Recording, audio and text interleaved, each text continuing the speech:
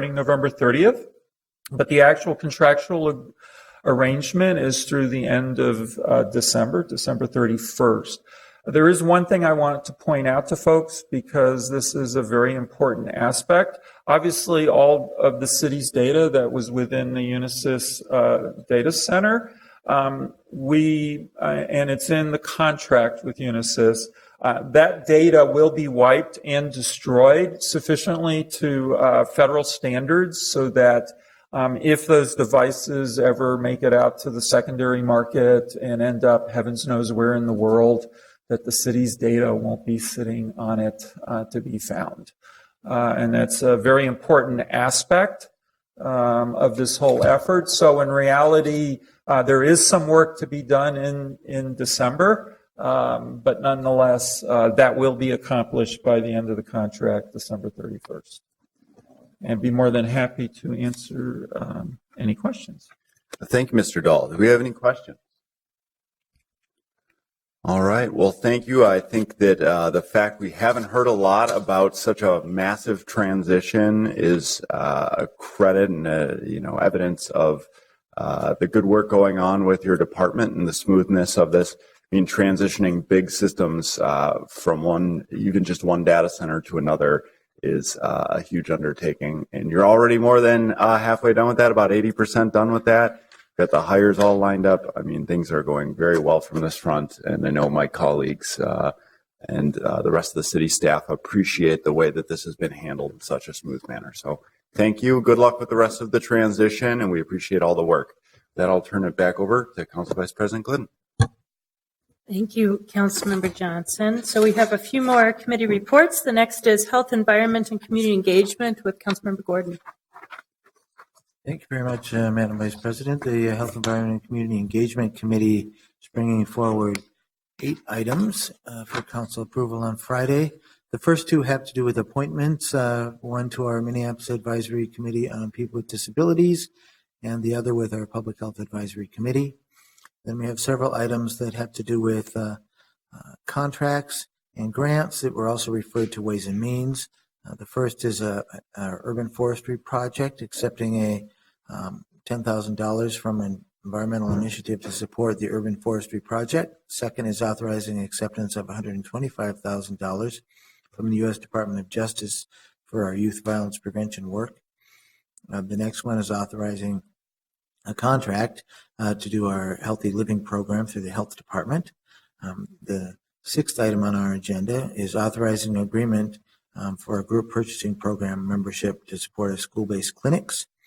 The next item is authorizing Ryan White HIV/AIDS Treatment Extension Act of 2009 intergovernmental agreement between the state Department of Health and the Minnesota Department of Human Services and Hennepin and Ramsey counties. This lets us continue our work with the Ryan White program for the Minneapolis and St. Paul area. And the last item is authorizing negotiation and execution of our solar electricity subscription agreements in November of 2015 for up to 12 million kilowatt hours of electricity. This is through the Metropolitan Council's RFP process to participate in community solar gardens. And we are also moving staff direction to have our property services energy manager staff work to prepare our own request for proposals for a city-led community solar garden initiative. And that RFP will be drafted and returned to the committee before February 1st, 2016. I'm happy to answer any questions on those items.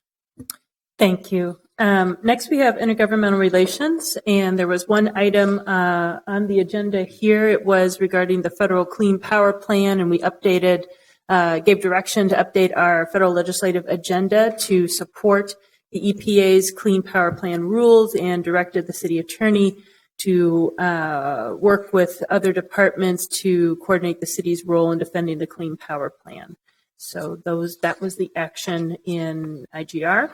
Next, we have public safety, civil rights, and emergency management with Councilmember Yang. Thank you, Madam Vice President. We have 3 items, and I'll just do a grand total of about $1.7 million in funds that we are receiving. The first item is the body camera implementation program grant. The second is a national initiative of building community trust and Justice Multi-Strategy Coordinator Grant. And the third item is the 2015 Urban Area Security Initiative Grant. Thank you very much. Not seeing questions. So next we have Transportation and Public Works. With that, Vice Chair, Councilmember Palmisano. Thank you, Madam Chair. Transportation and Public Works brings forward 11 items for your consideration on Friday. The first two items are assessments. The first is Special Service District assessments, and the second is Water and Sewer Service Line Repair assessments. Both of these items will direct transmittal of the assessment rolls to Hennepin County. We're going to make a clerical adjustment there at full council. It shouldn't say, we don't believe it should say the Hennepin County Auditor. We believe it should just be to Hennepin County, to their assessment office. Item number 3 is the 6th Avenue North paving project, a variance request for the vertical profile. The next 3 items are postponement and reduction of assessments for items that we did not get to yet in this 2015 roadwork year. Item number 4 is 9th Street South, 11th Street South and North, 12th Street North South, and 7th Avenue North. Item number 5 is the St. Anthony Parkway Bridge Street Reconstruction Project, and item number 6 is the 24th Street East and Snelling Avenue Street Reconstruction. Item number 7 is a cancellation and reduction of project scope for 34th Avenue South and 43rd Street East Street Resurfacing Project due to some unique factors in that area. Item number 8 will help us to enhance traffic signals along with the county using federal aid funds for that and authorizing a cooperative agreement between Hennepin County and ourselves. Item number 9 is accepting funding of $95,000 from the Mississippi Watershed Management Organization. Item number 10 is a bid for repair of 3 of our parking facilities ramps. Item number 11 is sent forward without recommendation to full council. Chair Reich will be bringing forward a motion for council consideration on Friday about the bid for Special Service District snow removal services.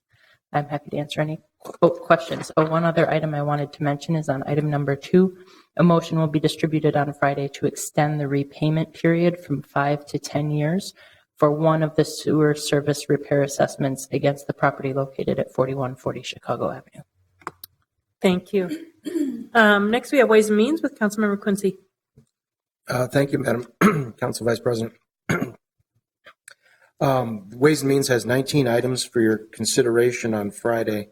The first 7 are workers' comp claims. There are 2 personal injury lawsuits and 1 settlement for a property damage subrogation lawsuit.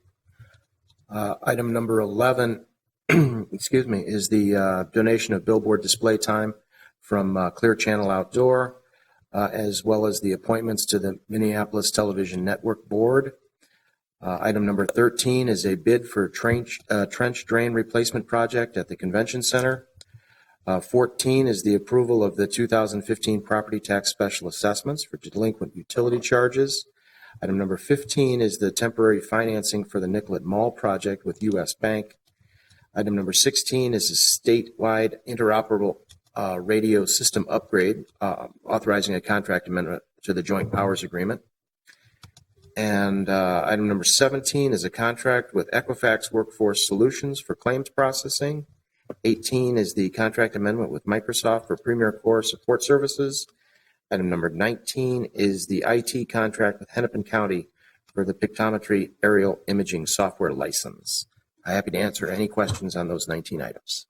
All right. Thank you, Councilmember Quincy. And finally, we have the Audit Committee with Councilmember Palmisano. Thank you, Madam Vice President. Yesterday, we had one of our Audit Committee meetings in which 3 reports were published as of yesterday, October 20th. The 3 things we are bringing forward to Council, the first is a complaint protocol consultation memo, referring this to full Council. Item number 2 is a report from the Finance Internal Control Program consult, referring this report with recommendation to refer it to Committee of the Whole for consideration. It has enterprise-wide applications. Item number 3 is the Records Management Audit Report, also referring to full Council to recommend it go to Committee of the Whole for consideration on next steps. With that, I'm happy to answer any questions. Thank you. And I do not see any questions. And with that, I believe we have concluded with our business for today. We are adjourned. Thank you.